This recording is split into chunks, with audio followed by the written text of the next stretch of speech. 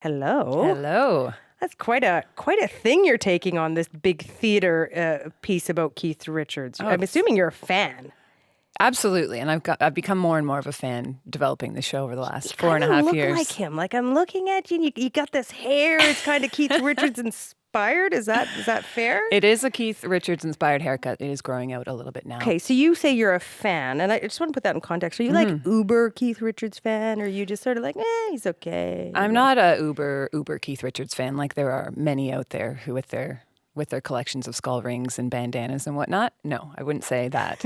but I'm a fan of him. I just love him. The more I've learned about him and developed this show, it's just I'm a fan. And so where does this all come from? How did the idea of mining Keith Richards' story for a theater production come to you?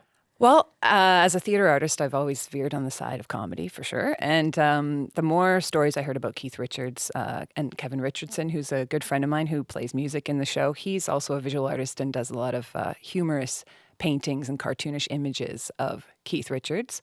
And I bought this piece off of him. It was called Keith Richards in a Bubble with Gold Leaves. In about 2008. And it was so funny. And, and then hearing the stories, Keith and his 9 lives, Keith Richards and all these different images, the cowboy junkie, the rock and roll hero, all of these things, it started to feel like a really great entry point to a great clown character. So I developed a short, 5-minute clown turn piece for a little event at Theatre Passe Muraille. And I just garbled and gargled and did some open G riffs, and it was a lot of fun. And then just started to become more and more fascinated with the idea of let's create a full show. Okay, you say clown figure. Mm-hmm. You used to be a clown, or you were in clowning, right?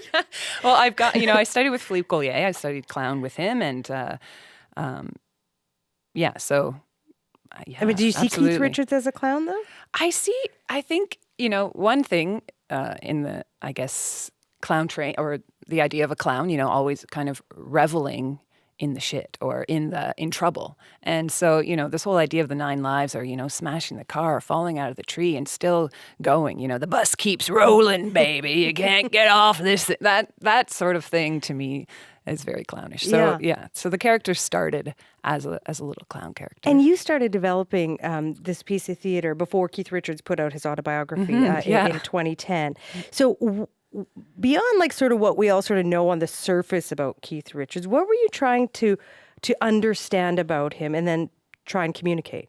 Well, the more I looked into sort of his life and it's sort of uncovering the fascinating part about him, I think, is this uninhibited, completely honest, keep moving forward, keep driving his idea as an artist and like continuing to push himself as a guitar player no matter what, and no matter, how much failure there may be, is to keep moving forward. And, and almost this, maybe there's even, I was thinking the other day that maybe it's not even clown. It's like this bouffon or this like outcast of society that that thing that won't die, and he continues to push forward. So and says to hell with it. And to hell with it. Yeah, I am who I am. I've lived my life in this way, and here we are. And growing up in the small city of Welland, Ontario, that has a bit of a reputation. This working class, like factory working place. Growing up there as a teenager, there's one place to go called Rack and Roll to play some pool, and people listening to their Megadeth, and there's something, there's always growing up, I was a bit embarrassed, I'm from this place, or I am this, and the more just kind of starting to think I know Keith's personality from research. Obviously I have no idea who he is really, but I don't know, there was a sham, right? Yeah, it's just all the image. Oh yeah. He's probably working on his towels right now at home, But so I don't know. Does that answer the question a little bit? I don't know. Let me throw another one out there. We talk about Keith Richards. He's not the frontman. It's a Jagger, but somehow Keith Richards has been there. His buddy right alongside him. Buddy, I use in quotes. Mick Jagger, in terms of fame and acclaim. As you've been doing your research into Keith Richards, why do you think he's been able to capture the public imagination for all these years that he's been able to? Well, I think, there is that, the sideman to Mick Jagger, who's this incredible frontman. Like, there's no one better than Mick. Like, you're going to do a one-woman show on Jagger now? Yeah, Jagger shows up in this show enough, I think. But But, I think that there is something that people can, I'm assuming that people can relate to Keith as this, like, underdog or something. So in terms of all those fans, and they are out there, and that's sort of in this play, the way into his life is through this, crazy fanatic fan, bidding on bootlegs on eBay and gathering and collecting all the things and being on all the blogs and that sort of thing. I think those people exist because there is something people can relate to, this other side, this rebel, and looking into, old videos and things and some of the classic films, Keith seems so sort of shy and withdrawn in his early years, and there's this, and somehow, between the Glimmer twins, with him and Mick, he's brought himself to this other place and became this sort of competition, or like this. And how do you, as an artist, then try to capture that essence of Richards in your performance? I mean, what's your approach to all this?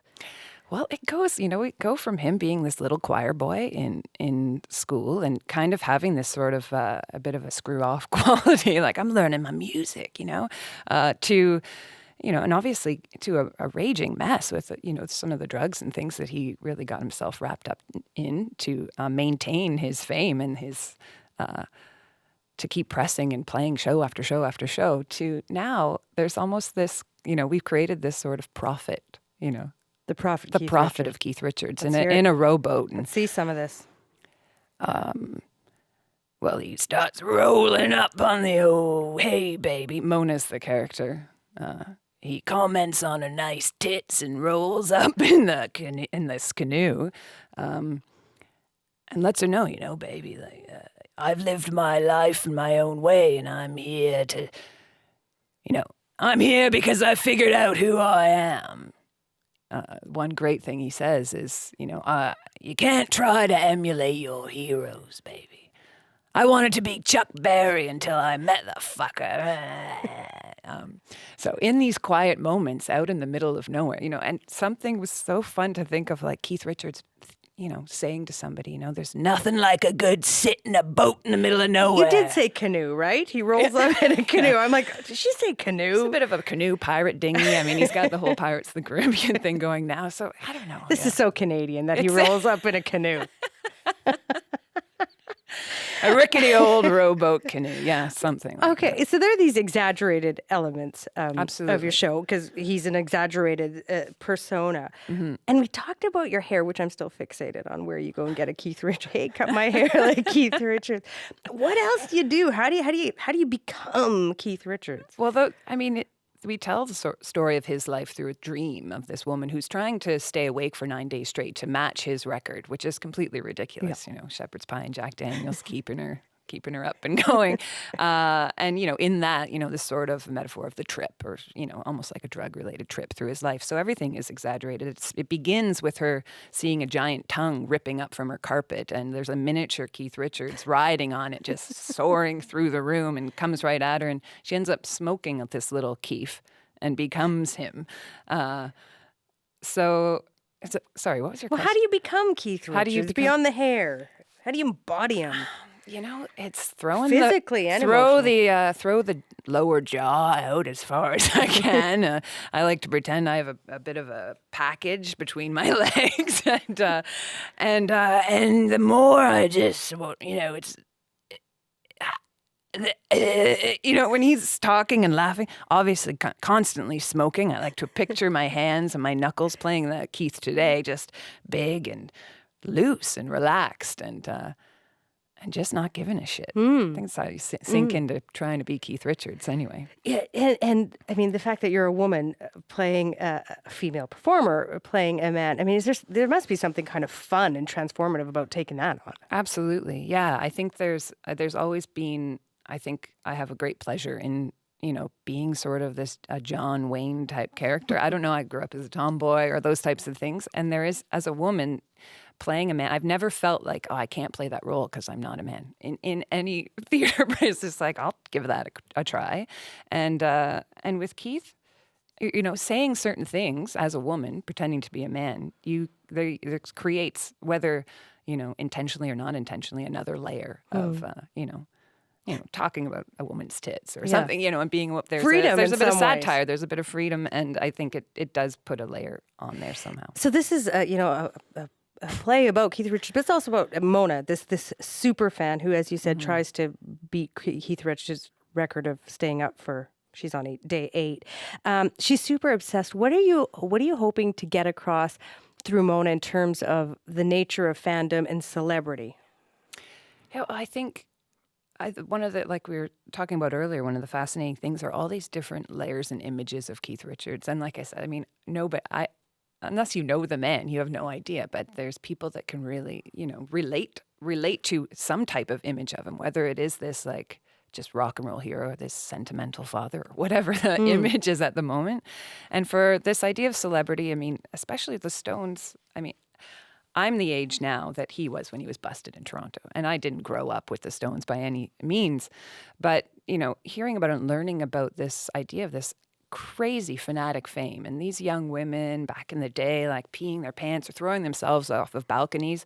And these guys just being, 18, and suddenly 16, 17, 18, and suddenly being world renowned and dealing with that. And now today, this idea of celebrity is so different, through all the online things or learning things, the tweets, or I don't know. So it's almost like anyone like that could become famous. So this character, Mona, who's just completely obsessed with him, I think it's this idea of, if you're pushing yourself or you want to try to be this or be that, like we said, it's this Jack Daniel's toast, getting by getting by is who you are, and being comfortable and standing on your own 2 feet, regardless of your past or your history. And So you're not making forward. a commentary in a disparaging way of the super fan.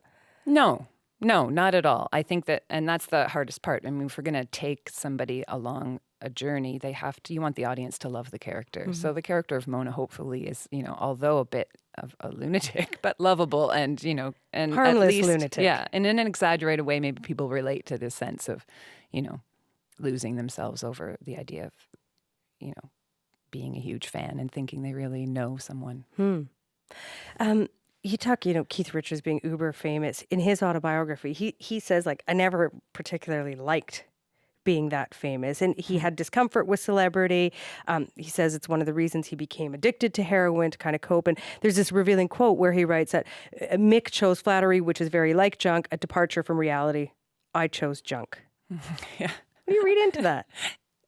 Well, yeah, I think it's kind of a bit funny too, because there's other things that you read about Keith Richards, being alone or like loving to do different poses of, Elvis or being Chuck Berry in his room. And that's also what kind of comes through with this Mona character. So as much as he, and I, and the sense of, oh, we don't need this big backdrop, or why are you dyeing your hair, Mick, or those types of things. Like, yeah, he's just to stay true to yourself and fuck the celebrity. But he's just as much guilty of it, I think. You do? A little, yeah, absolutely. But I think in a different way. I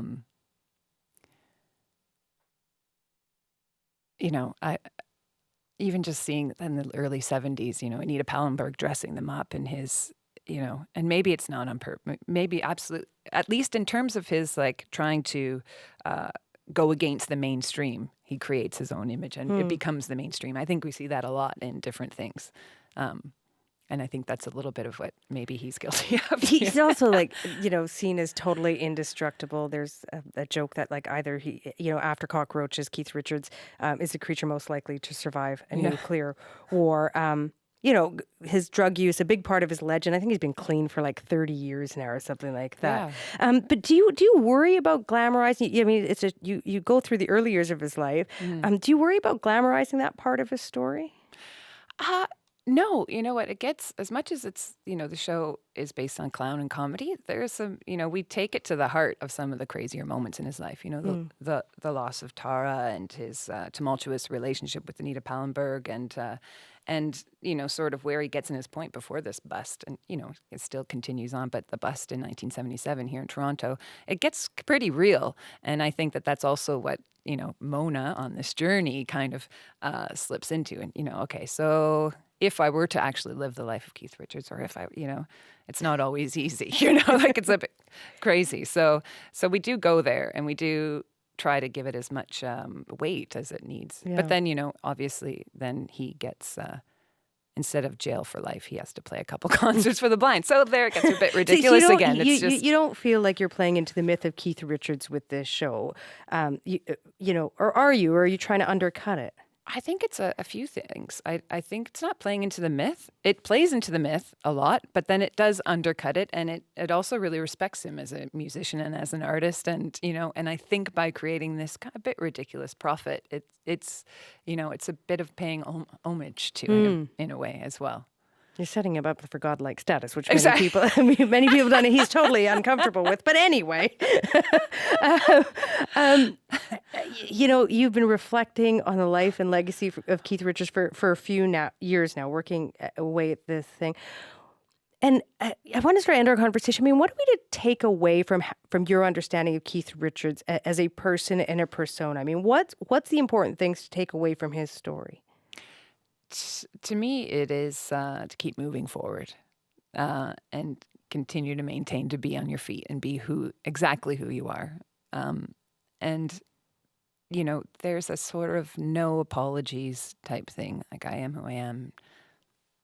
No apologies for anything, but that there is, but that's the image, and I'm sure that's not something that as a celebrity we see all the time. And, even his book, some of the crazier, harder moments in his life are a little bit glossed over, but I think that's because there is an important thing about privacy.